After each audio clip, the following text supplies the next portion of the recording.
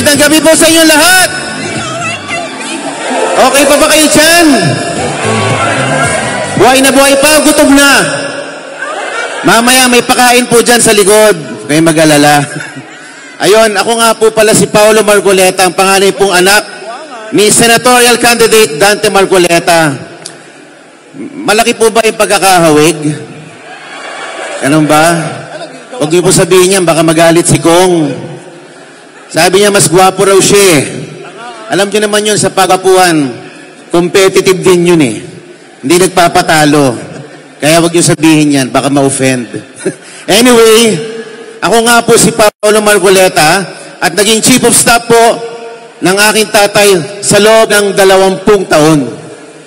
So, pagdating sa karanasan na sa Kongreso, hindi naman po matatawaran ang aking skill set at karanasan sa paghalili sa aking tatay sa pagbalangkas ng mga batas na nakakatulong sa aming constituency na ang urban at rural poor.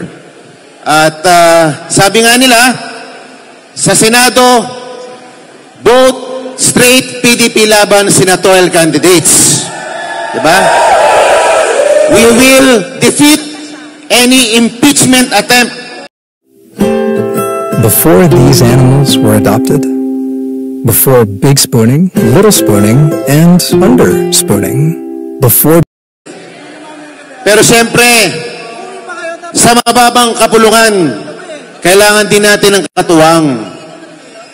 Alam nyo naman ngayon, ang present composition ng House of Representatives. Di ba? Pinamumugaran ng mga crocodiles. Tama ba? Papayag ba kayong mamamayani ang mga buhaya doon? Siyempre, kailangan nyo din ng mga katuwang ng mga PDP senators. Sa baba, meron din tayong dito, sa tabing hanay natin, mga party list groups na pro-Duterte, pro-country. Andyan ang Bisaya Youth Party List. Nandyan ang Ambumbero Party List. Andyan ang Epanao Party List. Duterte Youth Party List. At siyempre, ang party list mo namin, Sagip Party List. Kami po ang sasagip sa anumang pagtatakang ka na tanggalin ang ating Vice President. Alam nyo naman, every year, pwede ka magsampa ng impeachment complete. Hanggat hindi natatapos ang 2028, magtatangka at magtatangka yan. Doon pa lang sa level ng mababang kapulungan, haharangin na ng mga pro-Duterte party list ang kanilang pagtatangka. Total naman, malaki ang inyong organisasyon. Pakiusap ko lang naman sa inyo. Bakit hindi natin paghati-hatiin ang party list votes para lahat kami makaupo? Hindi ba? Ang laki-laki ng organisasyon nyo.